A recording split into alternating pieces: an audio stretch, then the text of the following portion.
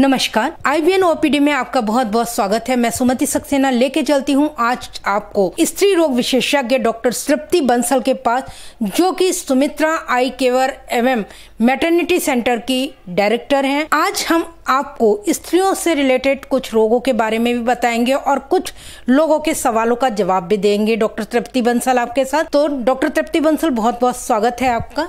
नमस्कार सुमति जी।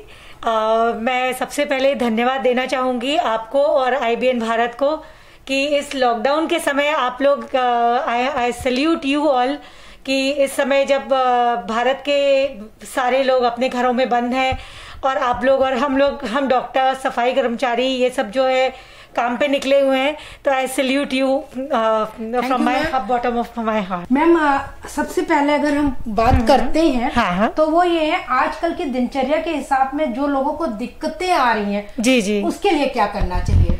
सबसे ज्यादा जो मेरा कहने का दो चीजें, सबसे बेसिकली अगर आप महिलाओं के संबंध में पूछेंगी तो मैं ये बताऊंगी कि महिलाएं इस समय कुछ ज्यादा ही बिजी हो गई हैं। वर्किंग वुमेन तो उनको बाहर काम पे जाना नहीं है, वो अगर घर ही पे है तो उन्हें लगता है कि वो अपने आप को सबसे लास्ट में सोचती हैं। ये नहीं होना चाहिए। उनको भी प्रॉपर डाइट लेना है, उनको प्रॉपर खाना खाना है, प्रॉपर बेसिकली जो सबसे ज्यादा आजकल जो महिलाओं में प्रॉब्लम आ रही है वो UTI की प्रॉब्लम आ रही है। जो मेरे पास पेशेंटों के फोन आ रहे हैं या फोन से जो हम लोग टेली मेडिसिन के थ्रू या फोन से हम लोग जो फ्री सेवाएं दे रहे हैं, तो उसमें अधिकतर पेशेंट हमारे पास जो आ रहे हैं वो ये कह रहे हैं, मैडम हमें बार बार यूरिन जाना पड़ रहा है, बार बार यूरिन में जलन हो रही है। एक गर्मी है, गर्मी में हम लोग यूजुअली पानी जो है, नॉर्मली हमारे बॉडी में पानी की मात्रा ऑलरेडी, मतलब हम लोग यूजुअली 5-6 ग्लास पानी पीते हैं दिन भर में, लेकिन अगर हमारा गर्म है तो ये पानी पूरा इवेपरेट हो जाता है पसीने के थ्रू और हमारी बॉडी एक्टिविटीज के थ्रू। तो हमें ज्यादा से ज्यादा पानी पीना है। खाने में हमें हरी सब्जियां हैं, खीरा है, ये सब बहुत जरूरी खाना है।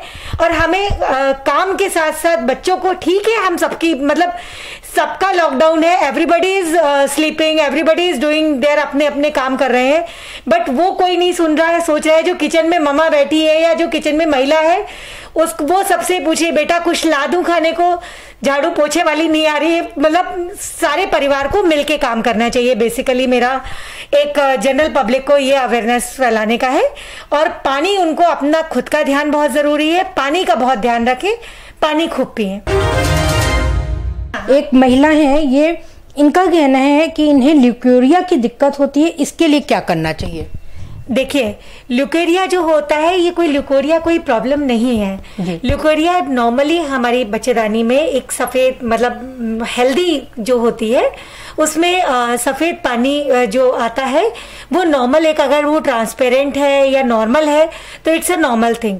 ये जो पानी है, महिला का जब ओव्यूलेशन होता है, ओव्यूलेशन मतलब महीना आने के 12वें 13वें दिन, 10वें 12वें दिन, उस समय वो थोड़ा ज्यादा हो जाता है या प्रेगनेंसी के समय ज्यादा हो जाता है, तो ये नॉर्मल है। लेकिन अगर ये पानी जो है अगर दही की तरह हो रहा है या फटे पनीर की तरह हो रहा है या उसमें बदबू आ रही है या बच्चेदानी नीचे की यूरिन की जगह पे महिला को खुजली हो रही है, तो परेशानी की बात है, फिर उसको डॉक्टर को जरूर दिखाना चाहिए। डॉक्टर साहब, देवरिया के एक हमारे कॉलर हैं, वो उनका कहना है कि इनको पीरियड के समय स्मेल की दिक्कत होती है, वो तो उस समय इन्हें क्या करना चाहिए?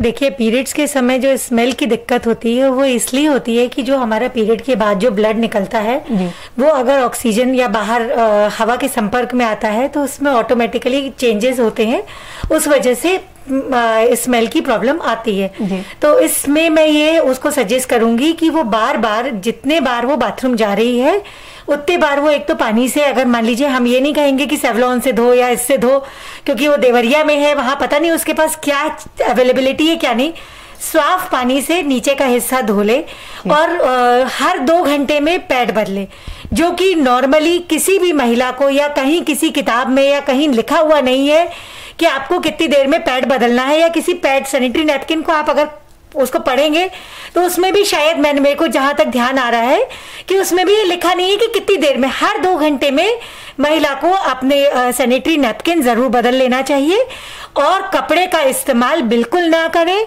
अगर वो कपड़ा यूज कर भी रही है तो बहुत मतलब अगर बहुत दिक्कत में हो, बहुत प्रॉब्लम हो कि मान लीजिए उसको नहीं मिल रहा है, क्योंकि आजकल भारत सरकार की वजह से या हमारे लोगों की अवेयरनेस की वजह से जो पैडमैन पिक्चर आई थी उसकी वजह से भी हम कहेंगे कि पैड सैनिटरी नैपकिन्स के रेट बहुत कम हो गए हैं और गांव-गांव शहर मतलब हर गांव में लोगों को, बच्चियों को आजकल इजीली अवेलेबल है। तो ये मतलब मेरी लड़कियों के लिए बेसिकली ये बताने का ये है कि हर 2 घंटे में वो अपने पैड बदलें और अगर उसके बाद भी अगर उसको दर्द हो रहा है या स्मेल आ रही है तो वो प्लीज अपने गायनेकोलॉजिस्ट को दिखाए, अपना अल्ट्रासाउंड कराए और सब जांचें करा के एक बार कंसल्ट कर ले वहाँ जिला अस्पताल में।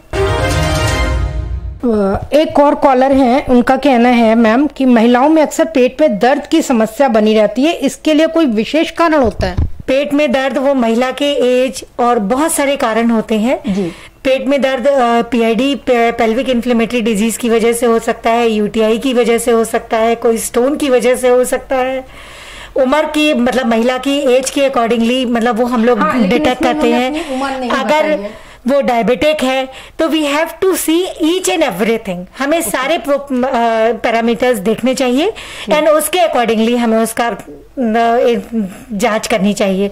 नॉर्मली पीरियड्स के समय भी कई महिलाओं, कई बच्चियों को दर्द होता है, तो पीरियड्स के समय दर्द इज नॉर्मल चीज, ठीक है। तो इसमें यह है कि हम लोग जो बताते हैं drink lot of liquid diet, उस समय वो पीरियड्स के समय लिक्विड डाइट लें, थोड़ा रिलैक्स रहें, ज़्यादा हो बॉटल से सिकाई भी कर सकती हैं और कुछ दवाएं आती हैं वो भी ले सकती हैं।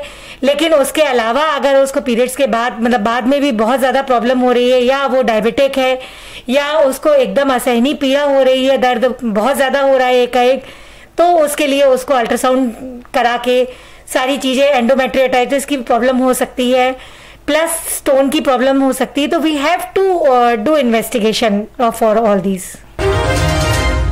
अगला क्वेश्चन है मैम, ये भेजा है गोरखपुर से, इनका कहना है, इन महिला का कहना है पीरियड में दिनचर्या नियमित नहीं होने से क्या किया जा सकता है? देखिए इस चीज को मैं आपको ऐसे बताना चाहूंगी कि अगर हमारी उंगली कटती है तो खून निकलता है, हम लोग पट्टी बांध के अपना सारा काम करते हैं, है ना। तो period is a normal phenomena.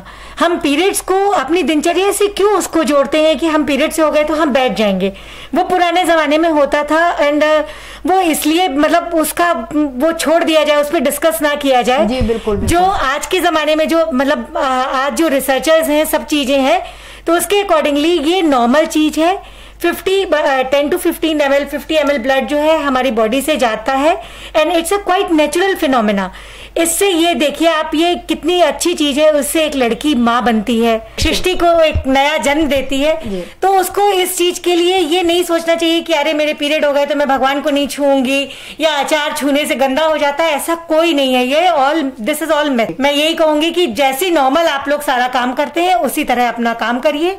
बस अगर आपको दर्द हो रहा है या ज्यादा तकलीफ हो रही है तो आप अपनी डाइट में थोड़ा सा चेंज कर लें, लिक्विड डाइट ज्यादा लें, तो आई थिंक उससे फर्क पड़ता है।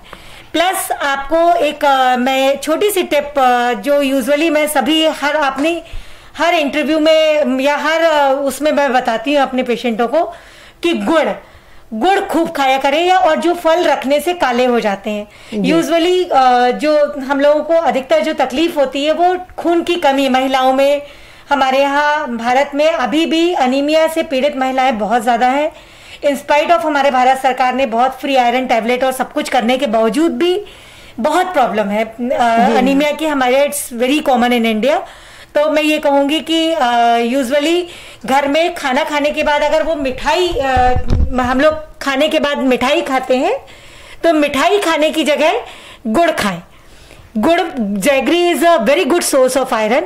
तो मैं ये कहूंगी कि और जो भी फल रखने से काले हो जाते हैं वो सारे फल हैं, जैसे एप्पल है, बनाना है, ये सब खूब खाएं, हरी सब्जियां खूब खाएं।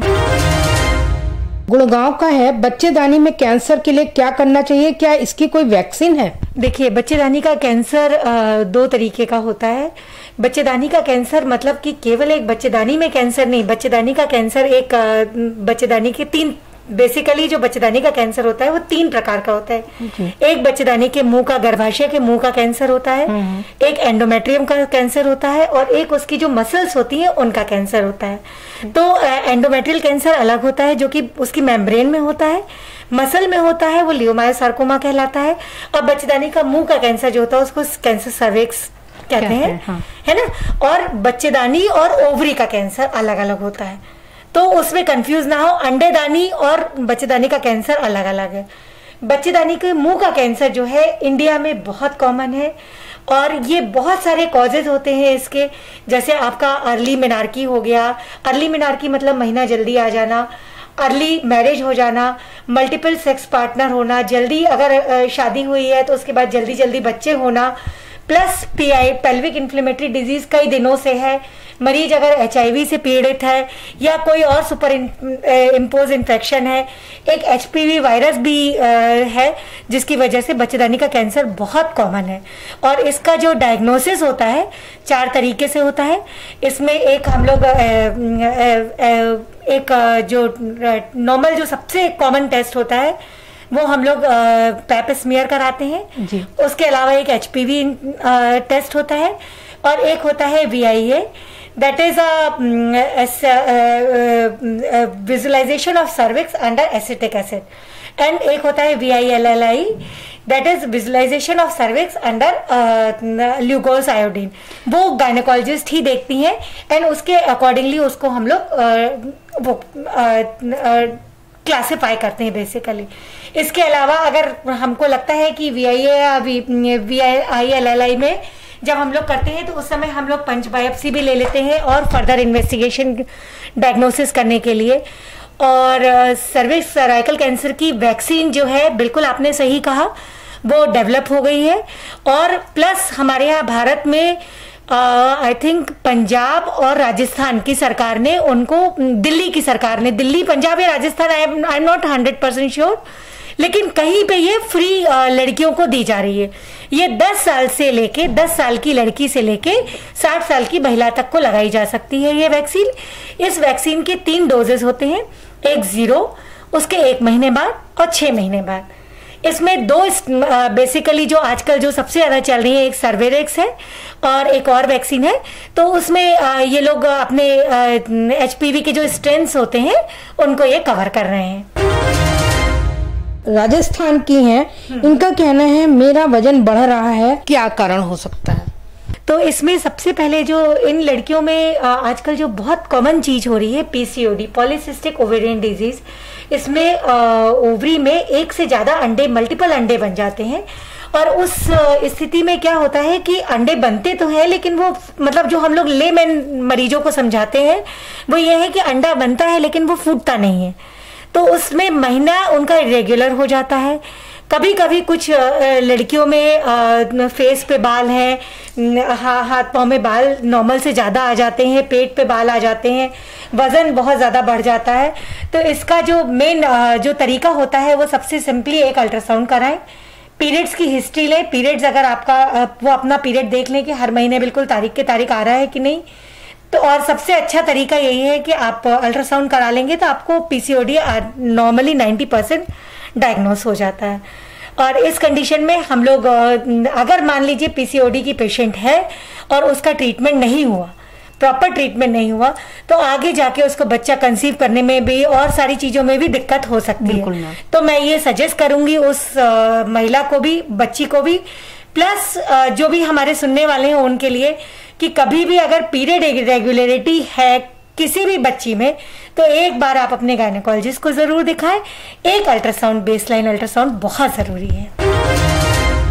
एक कॉलर है मैम, इनका कहना है कि मैं डायबिटिक हूँ और मेरी उम्र है 45 साल, मुझे बार बार यूरिन इन्फेक्शन होता है, तो मैं क्या सावधानी करूँ? अगर डायबिटिक पेशेंट है तो मोस्ट कॉमनली जो होता है वो ये इसी तरह से प्रेजेंट करती हैं। तो और इस कंडीशन में उनको, डायबिटिक पेशेंट हमेशा फंगल के लिए सबसे ज़्यादा प्रोन होता है जी। तो ऐसी कंडीशन में सबसे मेन हम लोग ये कहते हैं पेशेंट को, एक तो ड्रिंक लॉट ऑफ वाटर, दूसरा sugar control of sugar is सबसे ज़्यादा, पानी तो वो पिए ही पिए, प्लस आपका शुगर कंट्रोल आपको बहुत ज़रूरी है।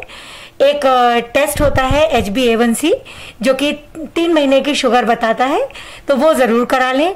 अगर वो आपका बढ़ा हुआ है 6 से ज़्यादा है तो you have to take care, और अगर शुगर की जो भी दवाएं हैं वो प्रॉपर लें, प्लस अपनी गायनेकोलॉजिस्ट को दिखाएं। अगर उनको फंगल इन्फेक्शन, सुपर इम्पोज और कोई इन्फेक्शन है तो उसको ट्रीटमेंट अपना लें उसका। तो ये थी हमारे साथ डॉक्टर तृप्ति बंसल, जिन्होंने हमारे दर्शकों के सवालों का जवाब दिया है। मैं एक बार फिर कहना चाहूंगी, कोरोना चल रहा है, जो आपके घर बिना बुलाए नहीं आता है तो प्लीज प्लीज आप अपने घरों में रहिए। अपनी समस्याएं अगर थोड़ी बहुत है हमसे शेयर करिए, हम उन समस्याओं के तहत डॉक्टरों के पास जाएंगे और आपके लिए हल ढूंढ के लाएंगे।